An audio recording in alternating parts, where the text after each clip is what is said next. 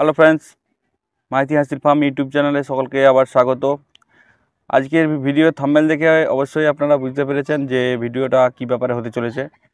তো দেখুন, শীতকাল আসতে শুরু করেছে, আর সাথে এরকম একদম বাজে ওয়েদার, বৃষ্টির ওয়েদার, মানে বুঝতে পারছেন মুরগির যারা মুরগি চাষ করেন কতটা মানে কীরকম পরিস্থিতির উপরে আপনাদেরকে যেতে হয়।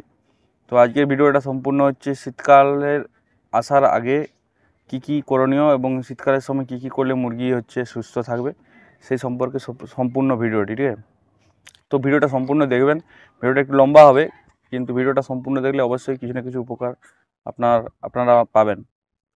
তো আমি আমার যতটুকু জ্ঞান নলেজ আছে সেটুকুই আপনাদেরকে বলার চেষ্টা করব। তো অনেক ভাইরা বলে যে প্রথমত বিনা ভ্যাকসিন দিয়ে মুরগি চাষ, অনেক দেখবেন ইউটিউবে অনেক ভাইরা বলে। তো প্রথমত যদি 8-10টা মুরগি যদি কেউ রেখে যদি বিনা ভ্যাকসিনে চাষ করে নেয়, তো তাকে আমি মানে কি বলবো, মানে সে বিশাল কিছু হয়ে যাবে, বিশাল ব্যক্তি একটি আর কি, মানে গুরুদেব ভাববো আমি, আমার কথায় গুরুদেব তাকে ভাববো। কারণ ভ্যাকসিন ছাড়া মুরগি চাষ অসম্ভব, ঠিক আছে? দুটো একটা মুরগি থাকে সেটা হলে আলাদা, কিন্তু যখন 5-এর অধিক মুরগি হবে, ভ্যাকসিন যদি আপনারা না দেন তাহলে মুরগি চাষের রেজাল্ট কিন্তু আপনাদেরকে 0 পেতে হবে, এটা মাথায় রাখবেন। তো অবশ্যই এই সময় কিন্তু R2B করার টাইম, অবশ্যই নিজেরা R2Bটা করে নেবেন। সেকেন্ড এই সময় দেখুন আপনাদের মানুষের কি হয় এবং পশুর বডি স্ট্রাকচার কিছুটা সম্পূর্ণ একই না হলেও কিছুটা একই। তো সেই ক্ষেত্রে আমাদের যখন আমরা গরমকাল থেকে বর্ষাকাল, বর্ষাকাল থেকে শীতকাল, যখন পরকে পর ঋতু পরিবর্তন হয়, আমাদের মানুষেরও অনেক রকম রোগ জ্বালা কিন্তু সেই সময়, যেই সময় ঋতুটা পরিবর্তন হয় সেই সময় কিন্তু অনেক রকম রোগ দেখতে পাওয়া যায়। কারণ এটাই যে ঋতু পরিবর্তন, ঠিক আছে? তো মুরগির ক্ষেত্রেও সেম একই রকম, ঋতু পরিবর্তনে অনেকটাই প্রভাব দেখা দেয়।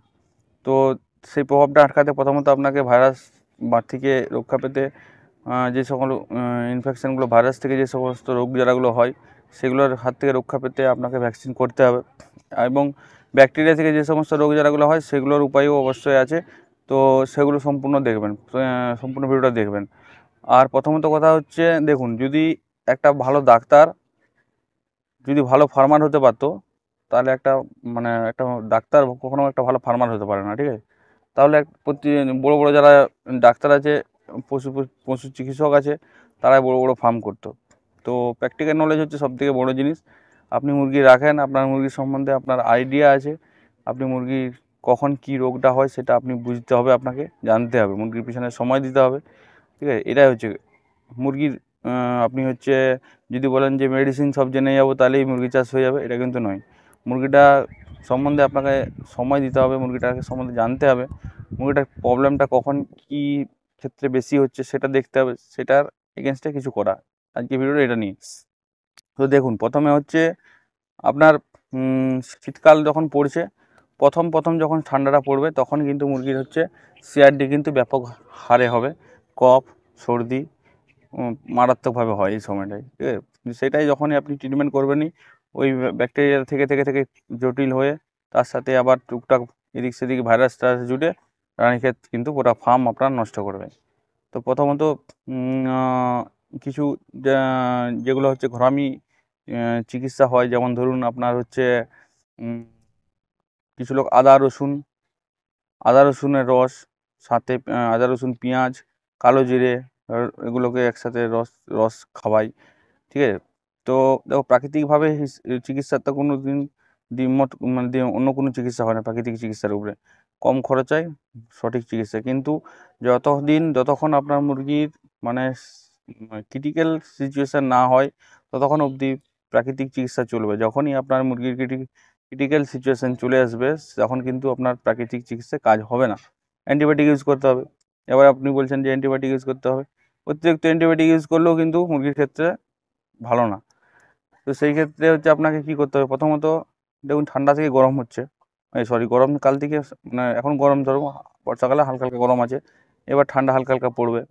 তো আপনাকে যেখানে মুরগিটা থাকে সেখানে একটা মানে টেম্পারেচার একটা ম্যানেজ করতে হবে। যেমন না হঠাৎ করে ঠান্ডাটা, যেমন ওয়েদার খারাপ হলো, বৃষ্টি হলো, হঠাৎ করে ঠান্ডা পড়বে, তখন আপনাকে কী করতে হবে যে ওই জায়গাটায় হঠাৎ করে ঠান্ডাটা মুরগির শরীরে যেমন না প্রভাব পড়ে, আপনাকে ওই জায়গাটায় তিরপল টিরপল ঘেরে যেখানে মুরগি থাকে, যেমন একটু একটু আলো টালো দিয়ে একটু গরম ওয়েদার করে দেবেন।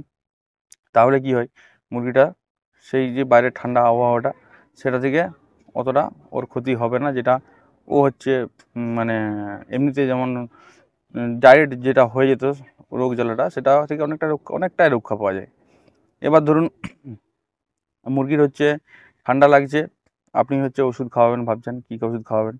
প্রথমে দেখুন মুরগিটা যদি ঠান্ডা লাগে, তো সেই ক্ষেত্রে আপনাকে মানে ওষুধ তো বাজারে হাজার হাজার পাওয়া যায়, কিন্তু প্রথমে আপনাকে অ্যান্টিবায়োটিক চালানোর আগে বুঝতে হবে মুরগির ঠান্ডা লাগার কারণটা কী, কী থেকে ঠান্ডাটা আসছে, তাহলে বাকি মুরগিগুলোকে ওটা থেকে আপনি হাত থেকে রক্ষা করতে পারবেন।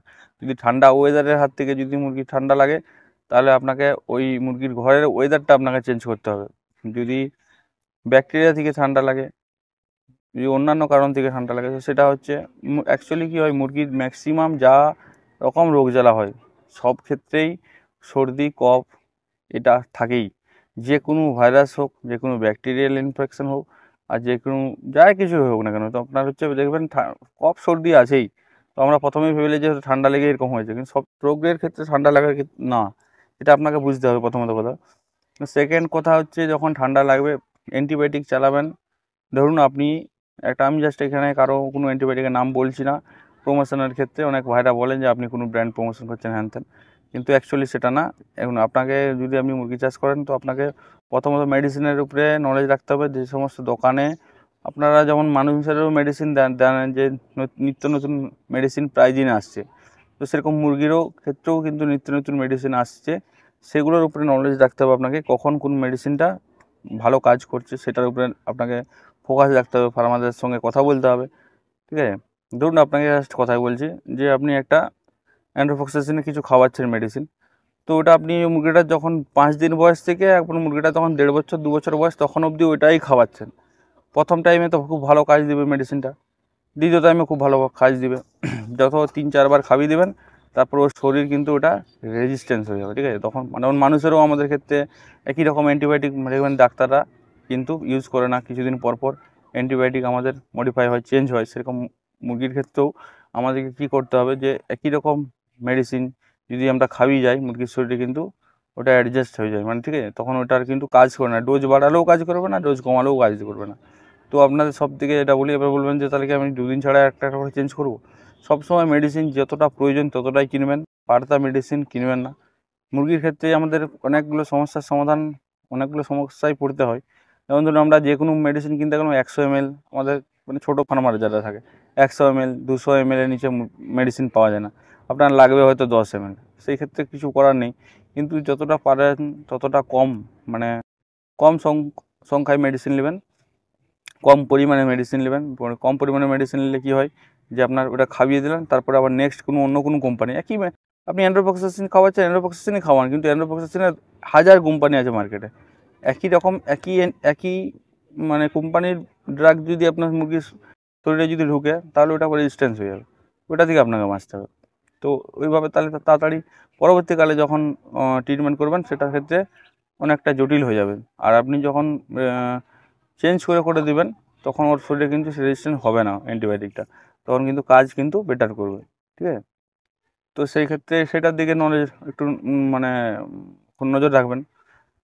সেকেন্ড কথা হচ্ছে যেটা হচ্ছে মুরগির খাওয়া দাওয়ার ক্ষেত্রে, শীতকালে আপনাকে মুরগিকে যদি আপনি জলযুক্ত খাবার দেন, অনেক লোক আটা খাওয়ায়, শীতকালে যদি আপনি আটা খাওয়ান তো মুরগি ঠান্ডা লাগবে স্বাভাবিক।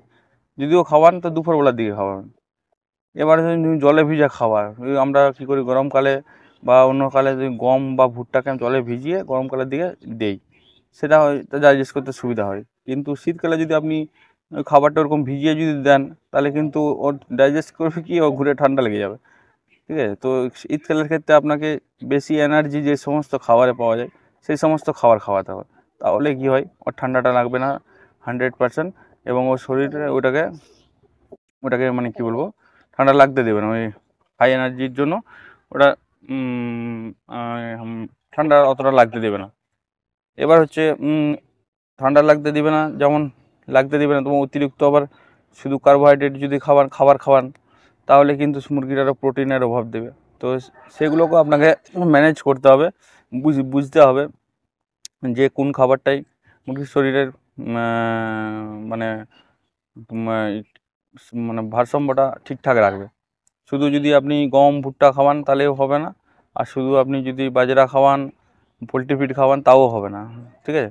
আমাদের এই দেশি মুরগি চাষে কিন্তু মানে অ্যাকচুয়ালি হাঁসিল মুরগির চাষে সব কিছু আপনাকে ব্যালেন্স করতে হবে। আর সবথেকে বড়ো কথা এই আমাদের হাঁসিল মুরগির ক্ষেত্রে হচ্ছে প্যারট বিগের ক্ষেত্রে সবথেকে বড়ো যেটা সমস্যা, প্যারট বিগের ক্ষেত্রে প্রোটিন, ওদের কিন্তু প্রোটিন খুব হাই লাগে, ঠিক আছে। মানে খুব যত ভালো ব্রিড হবে তত হচ্ছে প্রোটিন হাই হবে, মানে ওদের লাগবে, না হলে ও বাড়বে না, ভালোভাবে গ্রোথ হবে না, ঠিক আছে। তো শীতকালের ক্ষেত্রে আপনাকে খাওয়া দাওয়ার উপর নজর রাখতে হবে, যতটা পারবেন শুকনা খাবার দিবেন। শুকনা খাবারের বেশ যদি ভিজা খাবার দেন তাহলে কিন্তু নিজেদের মুরগির জন্য সর্বনাশ ডেকে নিয়ে আনবেন। এগুলোর দিকে নজর দিবেন। সেকেন্ড কথা হচ্ছে জল। মুরগির হচ্ছে জল কিন্তু খুব ভাইটাল জিনিস, আমি বারবার বলি, জল আর আলো এগুলো কিন্তু খুব বড় গুরুত্বপূর্ণ জিনিস। তো হচ্ছে জলটা দেখবেন যাতে না শ্যাওলাযুক্ত জল খাওয়াই মুরগি দেন। এই সময় যেই জলে শ্যাওলা পড়ে গেছে আপনি ভাবছেন মুরগি খেয়ে নিচ্ছে, কোনো অসুবিধা নেই, কিন্তু শ্যাওলার যুক্ত জল যদি আপনি খাওয়ান তাহলে মুরগি কিন্তু ইকোলাই থেকে অনেক রকম সিআরডি থেকে বহু রকম হাজার রোগ আসবে। জলটা পরিষ্কার যত পারবেন মুরগিকে খাওয়াবেন। শীতকালে ভ্যাকসিন অবশ্যই করে নেবেন। আর হচ্ছে অ্যান্টিবায়োটিকের কথা আজকের কিছু বললাম না, তো হাজার রকম অ্যান্টিবায়োটিক পাওয়া যায়, এই মেডিসিন নিয়ে একদিন পরে একটা অন্য ভিডিও করব। তো আজকের মতন ভিডিওটা এখানেই সমাপ্ত করলাম। ভিডিওটা যদি ভালো লেগে থাকে অবশ্যই লাইক, কমেন্ট, শেয়ার, সাবস্ক্রাইব করবেন। আর যদি ফেসবুক থেকে দেখে থাকেন তো অবশ্যই ফলো বাটনটা আমাদের আছে, দেখেন, ওটা ফলো করে দিয়ে যাবেন। ধন্যবাদ।